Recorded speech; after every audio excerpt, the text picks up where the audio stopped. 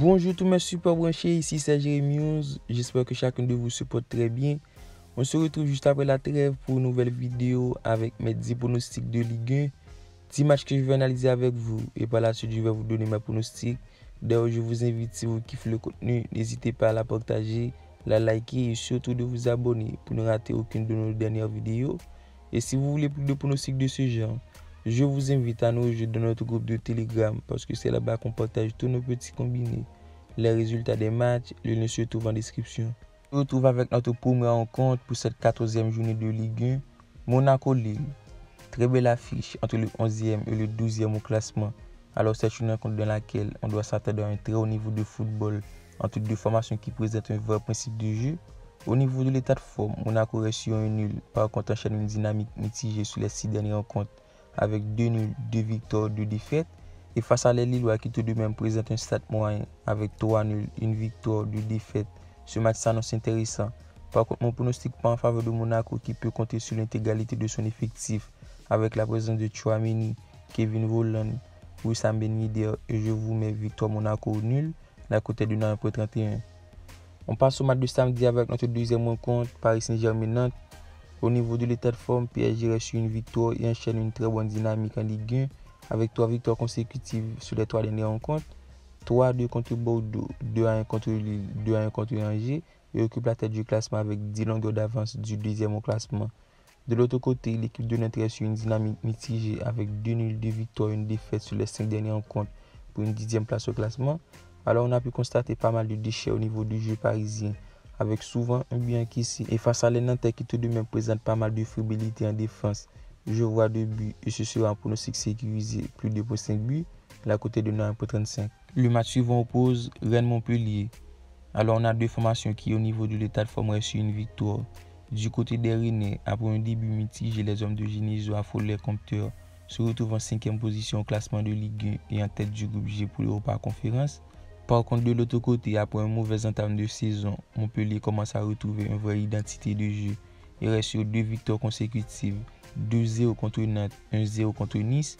Alors c'est une rencontre qui oppose deux formations qui commencent à retrouver ses automatismes. Selon moi, on devrait assister à une première mi-temps équilibrée. Je vais partir en ce sens, je vous mets le nul en première mi-temps, la côté de 2.50. On passe au match de dimanche, la formation Brest reçoit Lens. C'est une rencontre qui oppose le 17e et le 2e au classement. Après un début catastrophique de 11 matchs sans victoire, les Bressois ont su fermer lors des 2 dernières journées et restent sur 2 victoires consécutives, 2-0 contre Monaco, 2-1 contre Lorient. Par contre, de l'autre côté, l'équipe de Lens, malgré 3 défaites, 3 nuls, les hommes d'Aise restent sur une bonne lancée et se retrouvent en 2e position au classement avec 24 points. Alors on a deux formations qui réalisent des performances assez correctes sur les dernières rencontres. Par contre, qui encaisse beaucoup de buts en ce début de saison. Je vais partir en ce sens. Je vous mets les deux équipes marques, la côté de 9.69. Angers-Lorient. Au niveau de l'état de forme, Angers reste sur un nul et reste sur une dynamique mitigée sur les 5 dernières rencontres. Avec 2 nuls, 2 défaites, une victoire et se retrouve en 9e position. Par contre, de l'autre côté, la dynamique est catastrophique. On a une formation de Lorient qui reste sur 3 défaites, 2 nuls sur les 5 dernières rencontres. En plus, l'équipe présente pas mal de difficultés au niveau de leur jeu. Ça pêche un peu à la finition et l'équipe encaisse beaucoup de buts. Seulement, Angers est un poil meilleur à son adversaire, alors je vais partir sur la victoire d'Angers, rembourser 6 matchs nuls, la côté de 9.36. Le match suivant oppose Metz-Bordeaux. C'est une rencontre qui oppose deux formations du bas de tableau. Alors on a une formation de Metz qui réalise le pire performance de Ligue 1, soit en total 8 points, et se retrouve en dernière position au classement. Bordeaux de son côté, malgré au niveau de l'état de forme, les hommes de Petkovic restent sur une défaite 3-2 contre PSG. Mais le niveau de jeu que proposent les Bordelais est assez plaisant. Il reste sur 2 défaites, 2 nuls, 1 victoire. Selon moi, Bordeaux est meilleur que l'adversaire du jour et ce sera pour moi Bordeaux nul, une belle valeur à 1.55. Strasbourg-Reims. C'est une affiche qui oppose le 8e et le 16e au classement. Après un bon entame de saison, Strasbourg fait le taf et reste sur 2 victoires, 2 nuls, 1 défaite. Une formation portée par un bon effectif avec la présence de Diallo en attaque. Et face à Stade de Reims qui malgré un jeu collectif, mais les hommes d'Oscar Garcia n'arrivent toujours pas.